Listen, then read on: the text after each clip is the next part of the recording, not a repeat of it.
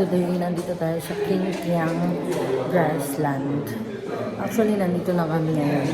Kaso nga lang, sobrang foggy sa labas. As in, foggy, wala ka nang makita. So, nagtanong kami, the whole day daw yung fog. So, fail, di na makakalabas. Ganyan sana yung grassland na makikita natin. Ayun lang, background. So, from the hotel, ang sinakyan namin, pumunta kami dun sa exit 6 sa MRT and then nag-transfer to Taipei Main Station. Then, from Taipei Main Station, nag-transfer to Red Line and then bumaba ng Jantan. And then sa Jantan, may bus station dun papunta dito. Diretso na siya dito. Kaso nga lang, wala tayo makikita, sobrang foggy. So, ngayon, babalik na lang tayo. Pupunta tayo ng Yangmingshan. But before that, sabihin ko lang sa inyo, si Qiangchang, I'm not sure kung tama yung pag-pronounce ko. But dito sa Grassland, dati siyang ranch ng mga Japanese. But after ng era ng mga Japanese is nakuha rin ng Kuomintang.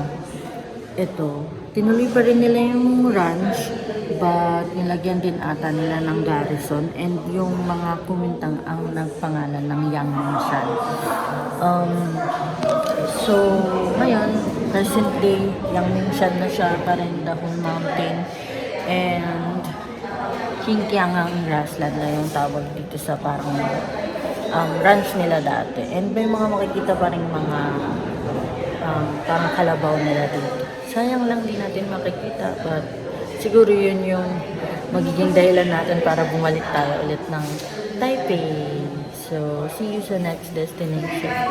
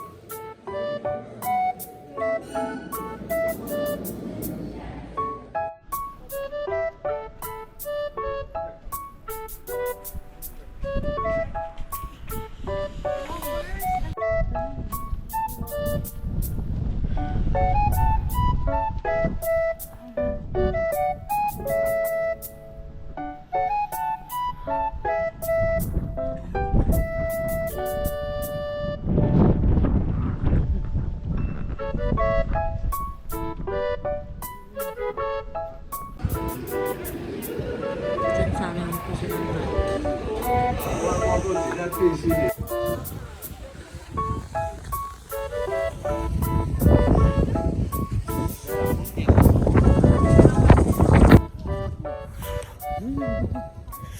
Sinayagan umakit, guys. Wala pa rin makita.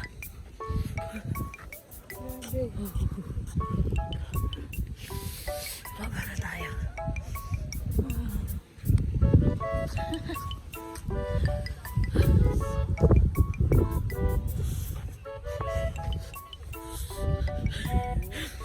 Here at Yangmingshan. So, nagbaka sakali tayo na may maabutan pa tayong cherry blossom. Meron ako nakausap sa TikTok. Ang sabi niya, doon pa sa Songshan Hall. Parang yung street doon meron pa. So, may isa pang parking lot. Pero, pagdating namin dito sa Yangmingshan bus station, ayun na. May mga cherry blossom. Ewan ko kung kita nyo kasi, ayun. Medyo, ano na siya, fall na, may mga green leaves na. Pero marami pa sila dito. So, surprise natin yun kay mother kasi gusto niya talagang makakita ng cherry blossom. And ako rin naman, syempre. Pero hindi ko sinabi sa kanya na meron. Pero try pa rin namin sa pumunta sa Songshan Hall.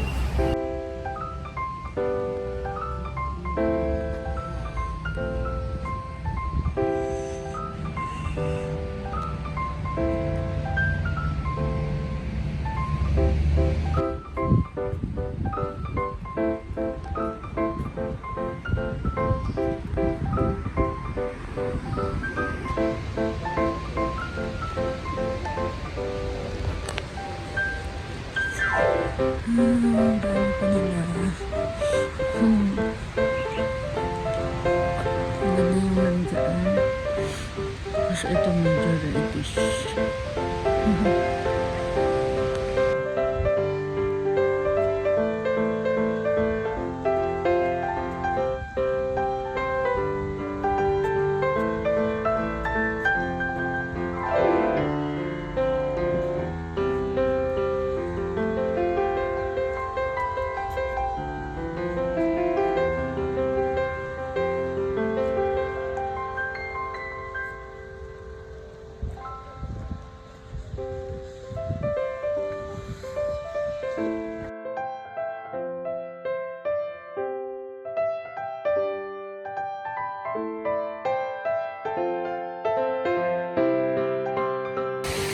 Malapit sa yung Minshan Flower Clock. The fountain. Yung mga puno naman dapat puro cherry blossom pero wala na sila. On the way to yung Minshan Flower Clock. Nakita ulit ng mga cherry blossom.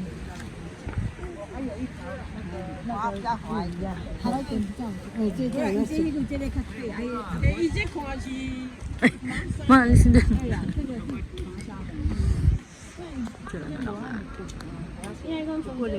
Ang Minshan Flower Clock.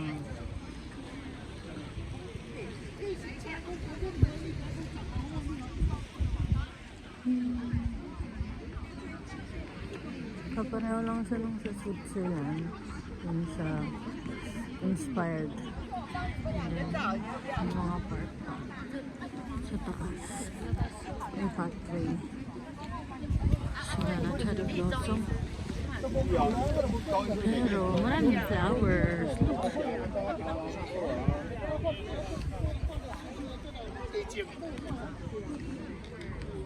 Alam nyo guys, pasakay na sana kami. Nakasakay na sana kami ng bus papunta sa Hot Spring. Tapos yung pathway, yung trail na pupunta dito galing dun. Nakita namin, ang daming cherry blossom. Walang bus stop dun. Hindi kami nakababa. Buti na lang, pagdating dyan sa fountain, merong bus stop. So, bumaba na kami. Sakto malapit siya dun sa... Yun yung mga pinakita kong mga cherry blossom kanina. And then 4 minutes walk na lang din sa dito sa flower clock. Kaya nakababa kami. Ang sulit! Famous color niya. Violet.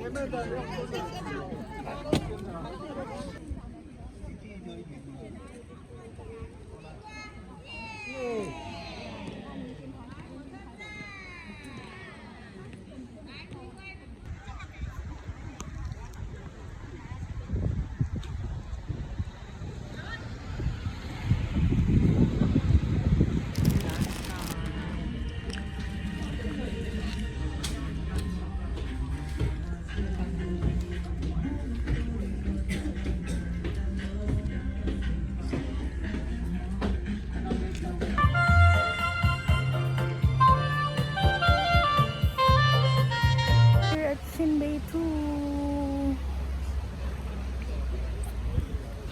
Pakita ko sa inyo.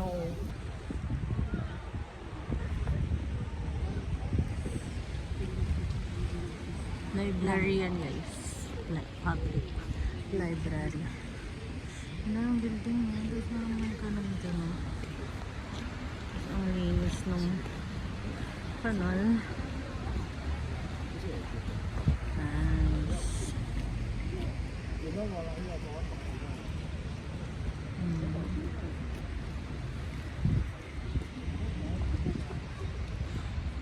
Let's go. Alam niyo yung sinabi ko kung nagtanong guys. I'm not sure kung kukonekto rin ba yun yung hot spring. Pero ayan yung hot spring.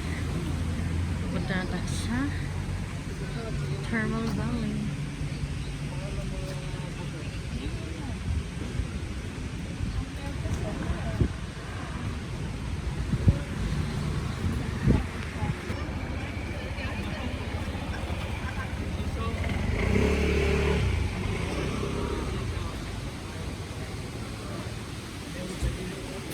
Masama.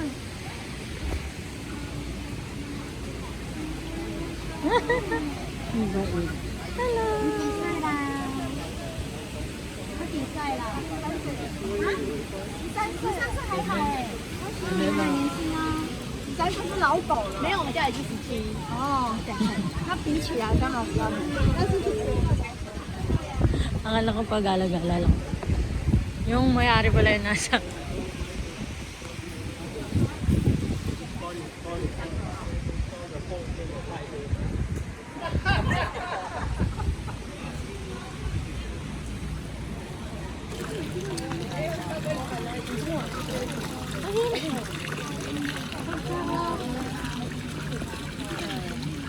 Parang gusto ka. Ang init eh. Ngayon lang, wala yung lamig ng kamay ko. Pwede, ang isa. Parang sarap na mag-love-love.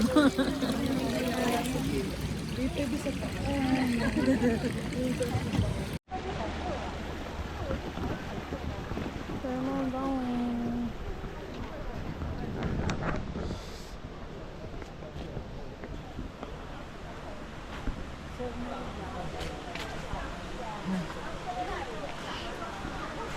Nung kami pinaglubluban ng kamay, ang init ng tubig. Ang sarap. Tingnan nyo guys.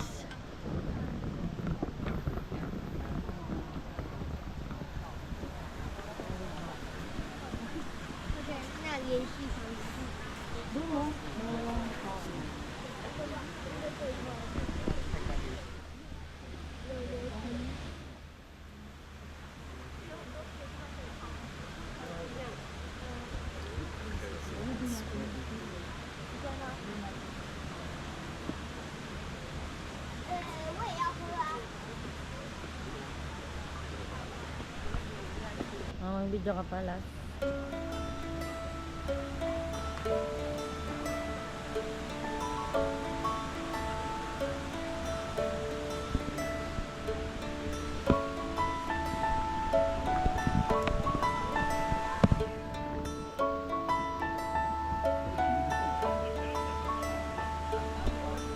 Parang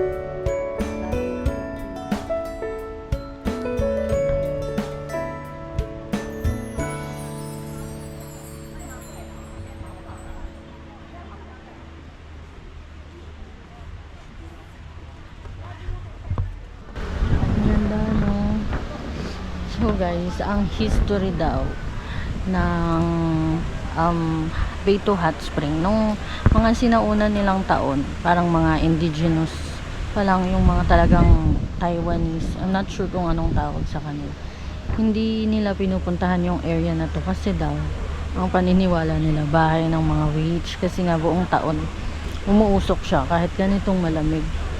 And then nung dumating yung mga Japanese, yun na nakita nila na magandang business siya for hot spring, since mahilig nga sila sa hot spring. So tinayuan nila yung paligid ng mga hot spring spa, mga ganon. Tapos may mga geisha din daw dito dati. Pero bago pala yun, merong isang foreigner, I'm not sure kung anong lahi, nakalimutan ko. Pero bago dumating yung mga Japanese, sulfur vendor siya. So nakita niya to, nagtayo rin siya ng business niya dito. Tapos biglang dumating yung mga Japanese. And then nung napaalis yung mga Japanese, yung mga kumintangs na yung pumalit sa kanila, tinuloy nila yung business dito dahil nakita nga nila na maganda siya. So tinuloy nila yung mga spa, pero parang mga prostitutes yung pinalit nila. And then ayun, in the present day, actually 2 beses siyang trinay ng community dito para palakasin ulit yung tourism bago naging ganito. Tapos tinayo nila yung museum and yung train. I mean, tinayo yung train. Nilagay na ulit nila yung lumang train, original train. So ayan siya. Ang init dito guys, kahit ang lamig-lamig, ang init, mararamdaman mo yung init. Kaso medyo may amoy lang. Ang saya.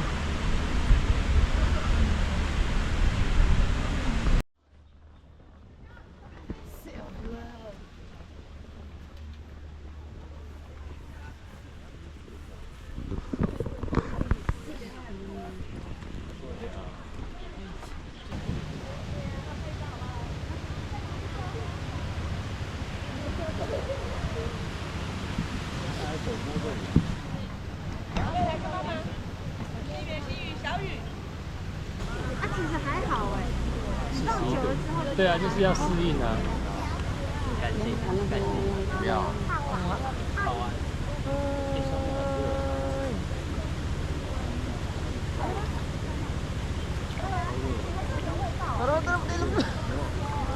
上面是一个地图。对啊。以后整个都玩起来。 Okay, let's go. By Thermal Valley. May mga kainan din dito.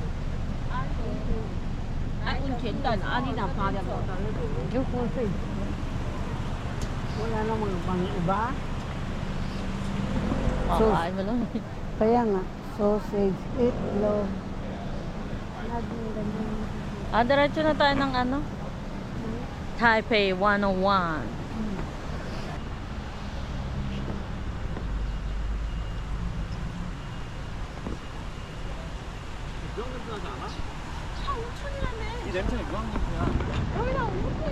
Renovation ng hot spring. Sayang. Ito yung plum garden. Museum. Mga tour kasi, mga museum.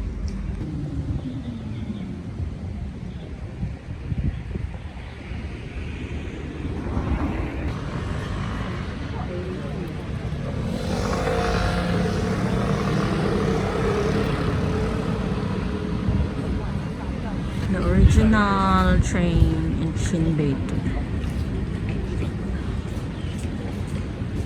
Tapos nandun na yung MRT.